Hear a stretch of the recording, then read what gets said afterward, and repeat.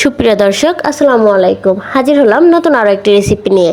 আজকে শেয়ার করব কিউট নরম তুলতুলে চিকেন মোমো। এই মোমোটা আপনারা বাসায় অল্প কিছু উপকরণ দিয়েই তৈরি করে নিতে পারবেন।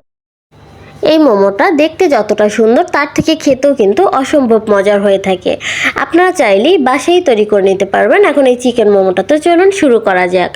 আমি এখানে একটা মিক্সিং বলে 2 কাপ পরিমাণে ময়দা নিয়ে নিলাম, দিয়ে দিলাম পরিমাণ মতো লবণ, এবার দিয়ে দিলাম 2 টেবিল চামচ পরিমাণ সয়াবিন তেল। সবগুলো উপকরণ আমি খুব ভালো করে ময়দার সাথে একটু মিশিয়ে নিচ্ছি। তেলটা ময়দার সাথে খুব ভালো করে মেশাতে হবে। যখন মেশানো হয়ে যাবে তখন এর মধ্যে আমি অল্প অল্প করে পানি দিয়ে দিব। পানিটা পুরোটা একসাথে দিতে যাবেন না, তাহলে ডোটা হয়তো নরম হয়ে যেতে পারে। তাই রুটি পরোটা ডোয়ের থেকে কিছুটা শক্ত করে এই ডোটা তৈরি করতে হবে। ডোটা তৈরি হয়ে গেলে এবার আমি চিকেনের পুরটা তৈরি করে নিব। আমি এখানে 500 গ্রামের মতো হাড় ছাড়া চিকেন নিয়েছি। চিকেনটাকে আমি প্রথমে গ্রাইন্ডারে খুব ভালো করে কিমা করে নিয়েছি। এবার দিয়ে দিলাম কুচি করে রাখা পেঁয়াজ। এখানে 1 বাটির মতো পেঁয়াজ দিয়েছি। দিয়ে দিয়েছি পরিমাণ মতো কাঁচামরিচ কুচি। এবার দিয়ে দিলাম 2 টেবিল চামচ পরিমাণ আদা রসুন বাটা, 2 টেবিল চামচ পরিমাণে সয়া সস, স্বাদ মতো লবণ। সবগুলো উপকরণ দিয়ে আমি খুব ভালো করে মাংসের সাথে এবার মিশিয়ে নিব। এটাকে একটু সময় নিয়ে মেশাতে হবে। চাইলে আপনারা চামচ রেখেও হাত দিয়েও মেশাতে পারেন, তাহলে আরও খুবই ভালোভাবে মেশাতে পারবেন। তো আমি চামচ দিয়ে খুব ভালো করে একটু সময় নিয়ে মিশিয়ে নিচ্ছি।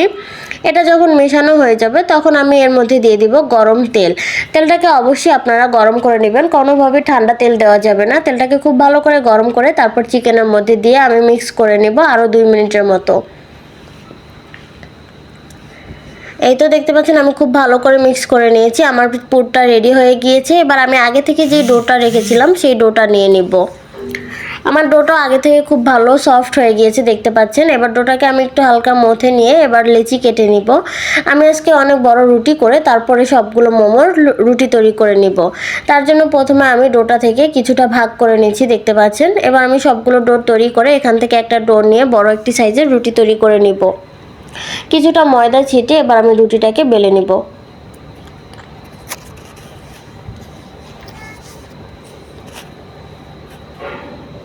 রুটিটাকে খুব বেশি একটা পাতলা বা মোটা তৈরি করা যাবে না, যতটা সম্ভব চেষ্টা করবেন একটু পাতলাই রাখার। এবার আমি এখানে একটা বয়ামের মুখ নিয়ে নিয়েছি। আপনাদের কাছে যদি এরকম ছোট সাইজের কোনো কুকি কাটার থাকে তাহলে সেটা দিয়েও এরকম রুটি কেটে নিতে পারবেন, অথবা চাইলে ছোট ছোট লেচি কেটেও এরকম ছোট রুটি তৈরি করতে পারবেন। তো আমি একটি বড় রুটি থেকে 4টি রুটি তৈরি করে নিয়েছি দেখতে পাচ্ছেন। এবার এর মধ্যে আমি কিছুটা পরিমাণ চিকেনের পুর দিয়ে দিব।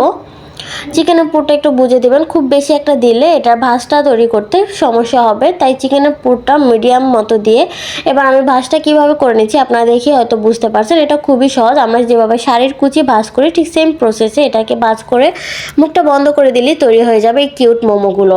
এবার আমি স্টিম করার জন্য এখানে একটা হাঁড়িতে পরিমাণ মতো পানি ফুটিয়ে নিয়েছি। তার উপর এরকম একটা ছিদ্রযুক্ত ছাঁকনি দিয়ে দিলাম। আপনাদের কাছে মোমো স্টিমার থাকলে সেটাতেও আপনারা মোমোগুলো তৈরি করে নিতে পারবেন। এবার আমি সবগুলো মোমো খুব সুন্দর করে দিয়ে দিলাম। এবার একটা ঢাকনা দিয়ে আমি এটাকে স্টিম করে নেব 15 থেকে 20 মিনিটের মতো।